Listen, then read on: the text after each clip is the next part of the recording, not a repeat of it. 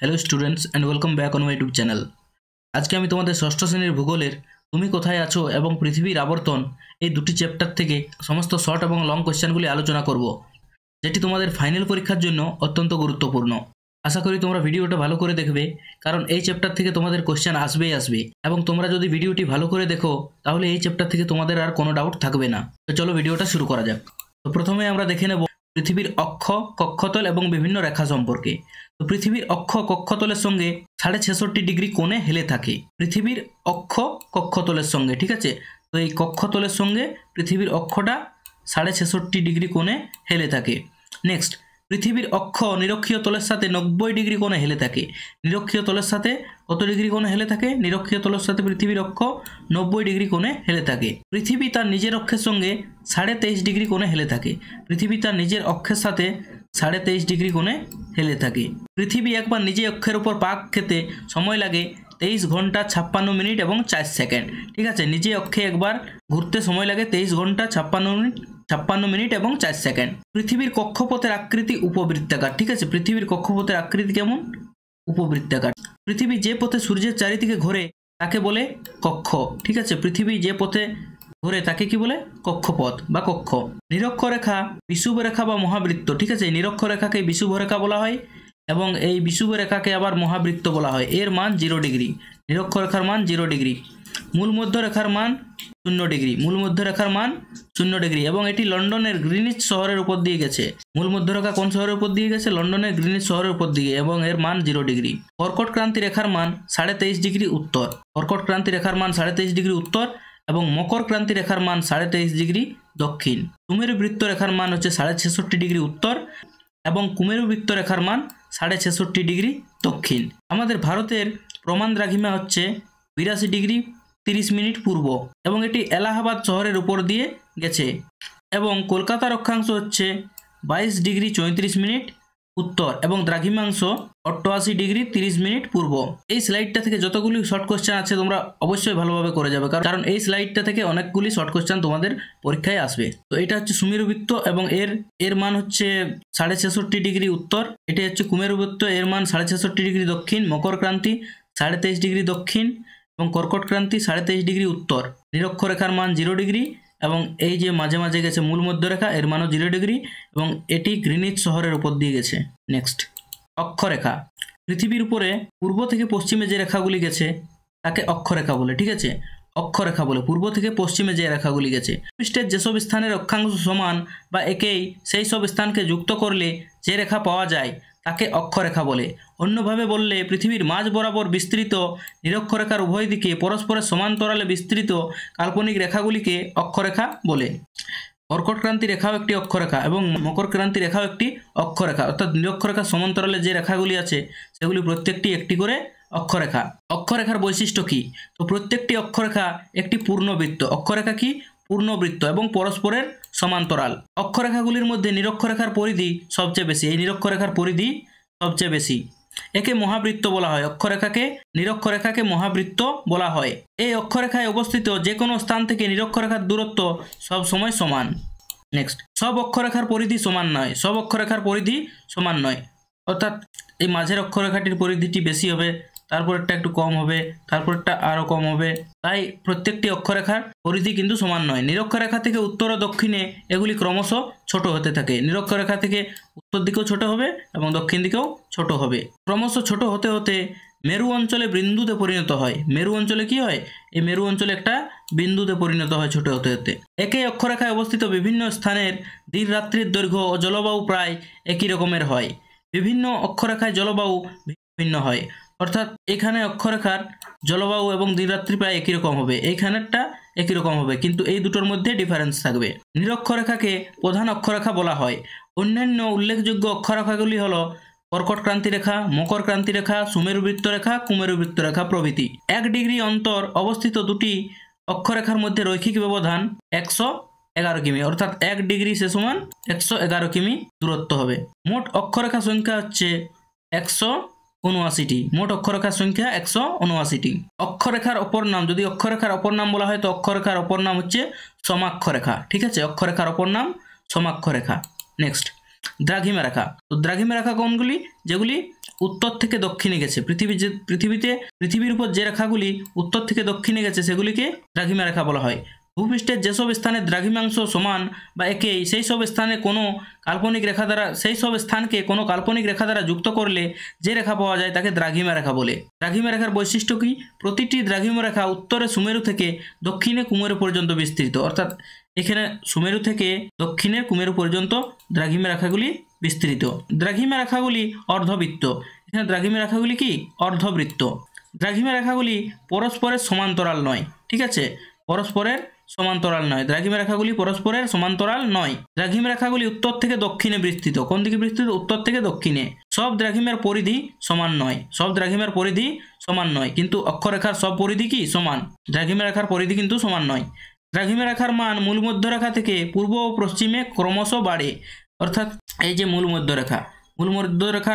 মধ্যরেখা থেকে পূর্বে এবং পশ্চিমে কি হবে? ক্রমশ এর মান বাড়বে। একই দ্রাঘিমা রেখায় অবস্থিত স্থানগুলিতে একই সময় সূর্যোদয় ও সূর্যাস্ত হয়। দ্রাঘিমা রেখায় অবস্থিত শহরগুলিতে কি হবে? একই সময় সূর্যাস্ত হবে এবং একই সময় সূর্যোদয় হবে। 0 ডিগ্রি দ্রাঘিমা রেখাকে মূল মধ্যরেখা বলা হয়। এই 0 ডিগ্রি যে মাঝ বরাবর যে রেখা গেছে একে মূল মধ্যরেখা বলা হয় এবং এর মান হচ্ছে 0 ডিগ্রি। আর এটি একটি শহরের উপর দিয়ে গেছে। এই শহরটির নাম হচ্ছে গ্রিনিচ।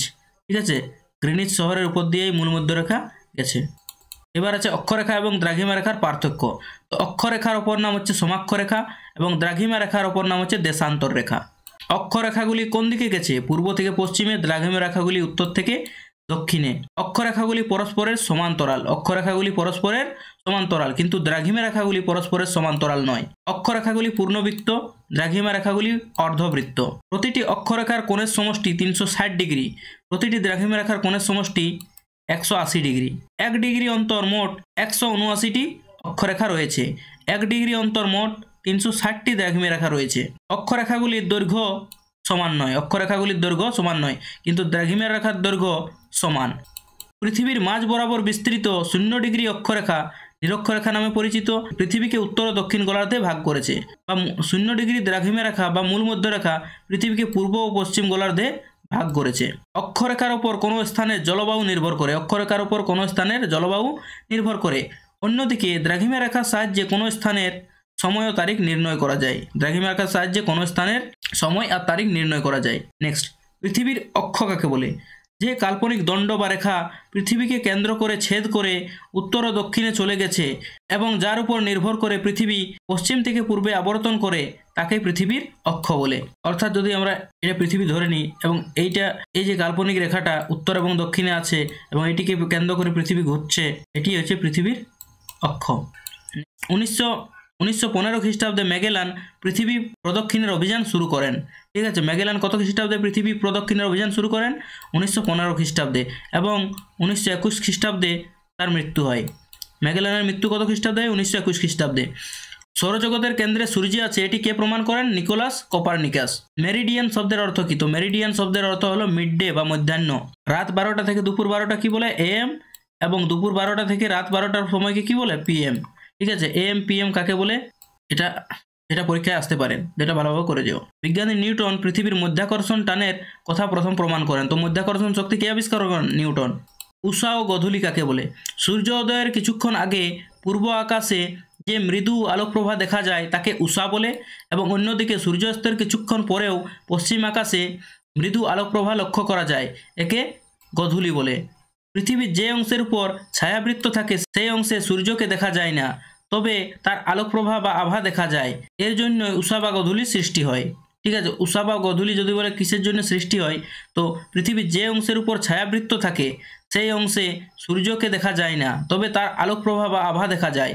এই জন্য উষা বা গোধূলি সৃষ্টি হয়। নেক্সট, ছায়াবৃত্ত কাকে বলে? তো পৃথিবীর যে অংশে দিনের আলো ও রাতের অন্ধকার মিলিত হয়, সেখানে একটি স্পষ্ট বৃত্তাকার সীমারেখা দেখতে পাওয়া যায়, তাকে ছায়াবৃত্ত বলে।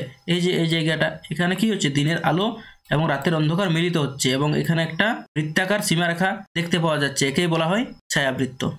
নেক্সট, পৃথিবী তীব্র গতিতে আবর্তন করা সত্ত্বেও আমরা ছিটকে পড়ছি না কেন? Important question.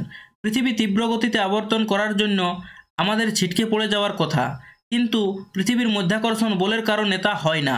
মধ্যাকর্ষণ বলের দ্বারা পৃথিবী মানুষ সহ সকল বস্তু বা পদার্থকে নিজের কেন্দ্রের দিকে টেনে রাখে। বিজ্ঞানী আইজ্যাক নিউটন প্রথম এই বলের কথা বলেছেন। তো মধ্যাকর্ষণ শক্তির জন্য আমরা পৃথিবী আবর্তন করলেও ছিটকে পড়ি না। পৃথিবীর আবর্তন গতি থেমে গেলে কি হবে? তো পৃথিবীর আবর্তন গতি থেমে গেলে যে অংশ সূর্যের সামনে থাকবে শুধুমাত্র সেই অর্ধেক অংশে দিন এবং তার বিপরীত দিকের অর্ধেক অংশে রাত্রি থাকে, অর্থাৎ দিন রাত্রি সংঘটিত হবে না, অর্থাৎ দিন রাত্রি হবে না। যেখানে দিন সেখানে দিনেই থাকবে এবং যেখানে রাত সেখানে রাতেই থাকবে। এইভাবে থাকলে দিনের অংশে অত্যাধিক উষ্ণতা এবং রাত্রির অংশে অত্যাধিক শীতলতার জন্য দুই বিপরীতধর্মী জলবায়ু তৈরি হবে। কোনো জীবেই আর বেঁচে থাকতে পারবে না, অর্থাৎ পৃথিবী বসবাসের অযোগ্য হয়ে যাবে। নেক্সট, আন্তর্জাতিক তারিখ রেখা। তো মূল মধ্যরেখা 0 ডিগ্রি এর বিপরীত দিকে অবস্থিত 180 ডিগ্রি দ্রাঘিমা অনুসরণ করে জলভাগ প্রশান্ত মহাসাগরের উপর দিয়ে উত্তর মেরু থেকে দক্ষিণ মেরু পর্যন্ত বিস্তৃত একটি রেখা কল্পনা করা হয়েছে। এই রেখাকে অনুসরণ করে পৃথিবীর তারিখ নির্ধারণ করা হয়। একে আন্তর্জাতিক তারিখ রেখা বলা হয়। আন্তর্জাতিক তারিখ রেখার মান কত? 180 ডিগ্রি এবং কোন মহাসাগরের উপরে আছে? প্রশান্ত মহাসাগরের উপরে, এবং এটি আঁকা বাঁকা অর্থাৎ জিগজ্যাগ অবস্থায় আছে, ঠিক আছে। এবং এটি তারিখ নির্ধারণ করে। যদি আমরা আন্তর্জাতিক রেখার ডান দিকে যাই তাহলে আমরা একটা দিন পাবো এবং যদি বাঁ দিকে যাই তাহলে একটা দিন হারাবো। দিন রাত্রি কিভাবে হয়? পৃথিবীর আবর্তন গতির জন্য পৃথিবী সবসময় পশ্চিম থেকে পূর্ব দিকে ঘোরে। এর ফলে যে অংশে সূর্যের সামনে আসে সেই অংশ আলোকিত হয় এবং সেখানে দিন হয়। অন্যদিকে সূর্যের বিপরীত দিকে যে অংশে সূর্যালোক পৌঁছায় না তা অন্ধকারাচ্ছন্ন থাকে বলে সেখানে রাত হয়। নেক্সট, স্থানীয় সময় কি? মধ্যাহ্ন বা দুপুর 12টা থেকে যে সময় গণনা করা হয় তা কোনো স্থানের স্থানীয় সময়। পৃথিবী নিজ মেরুদণ্ডের উপর 24 ঘন্টায় একবার আবর্তন করছে। পৃথিবীর আবর্তন করার সময় সূর্য যখন মাথার উপরে আসে তখন সেখানে মধ্যাহ্ন অর্থাৎ দুপুর 12টা বাজে। এরপর সূর্যের উন্নতি কোণ অনুসারে স্থানীয় সময় নির্ধারিত হয়, অর্থাৎ মধ্যাহ্ন বা দুপুর 12টা থেকে যে সময় গণনা করা হয় তাই হলো কোনো স্থানের স্থানীয় সময়। নেক্সট, প্রমাণ সময়। কোনো দেশের উপর দিয়ে অনেকগুলি দ্রাঘিমা রেখা বিস্তৃত থাকে। প্রতিটি দ্রাঘিমা রেখার স্থানীয় সময় আলাদা আলাদা। প্রতিটি দ্রাঘিমা রেখায় স্থানীয় সময় আলাদা আলাদা হয়। কিন্তু একটি অঞ্চল বা দেশে এতগুলি সময় থাকলে পরিবহন, যোগাযোগ ব্যবস্থা এবং অফিস সংক্রান্ত কাজে সমস্যা দেখা যায়। এই জন্য দেশের মধ্যবর্তী কোনো স্থানের দ্রাঘিমা রেখার স্থানীয় সময় ধরে সমগ্র দেশের সময় নির্ধারিত হয়। একে প্রমাণ সময় বলে। ভারতের প্রমাণ সময় কোনটি? ভারত আকারে বিশাল দেশ।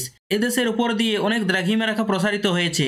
তাই এদেশের সমস্ত কাজকর্ম সঠিকভাবে চালানোর জন্য ভারতে মোটামুটিভাবে মাঝ বরাবর প্রসারিত একটি দ্রাঘিমা রেখাকে বেছে নেওয়া হয়েছে। এই জন্য উত্তরপ্রদেশের এলাহাবাদ শহরের উপর দিয়ে প্রসারিত 82 ডিগ্রি 30 মিনিট পূর্ব দ্রাঘিমার সময় ধরে সারা ভারতের সময় নির্ধারণ করা হয়। সুতরাং এই সময়ে হলো ভারতের প্রমাণ সময়। ভারতের প্রমাণ সময় রেখা কোন শহরের উপর দিয়ে গেছে? তো এলাহাবাদ শহরের উপর দিয়ে গেছে এবং তার মান 82 ডিগ্রি 30 মিনিট পূর্ব। পৃথিবীর দুটি দেশের মধ্যে সর্বনিম্ন প্রমাণ দ্রাঘিমার পার্থক্য এবং সর্বনিম্ন প্রমাণ সময়ের পার্থক্য কত? সর্বনিম্ন প্রমাণ দ্রাঘিমার পার্থক্য হচ্ছে 7.5 ডিগ্রি এবং সর্বনিম্ন প্রমাণ সময়ের পার্থক্য হচ্ছে 30 মিনিট। জিপিএস কি? এর পুরো কথা কি? তো জিপিএস হলো কোনো জায়গার অক্ষাংশ ও দ্রাঘিমা জানার একটি অত্যাধুনিক ব্যবস্থা এবং জিপিএস এর পুরো নাম হচ্ছে গ্লোবাল পজিশনিং সিস্টেম। নেক্সট, সূর্যের দৈনিক আপাত গতি কাকে বলে? তো স্থির সূর্যকে কেন্দ্র করে পৃথিবী নিজের অক্ষের উপর পশ্চিম থেকে পূর্ব দিকে আবর্তন করে। কিন্তু পৃথিবী থেকে আমরা সূর্যকে প্রতিদিন পূর্ব দিকে উঠতে ও পশ্চিম দিকে অস্ত যেতে দেখি। সূর্যের এই উল্টো দিকে চলনকেই সূর্যের দৈনিক আপাত গতি বলা হয়। কে প্রমাণ করেন যে সূর্য সৌরজগতের কেন্দ্রে আছে? তো নিকোলাস কোপারনিকাস। পৃথিবীর আবর্তন গতি বলতে কি বোঝো?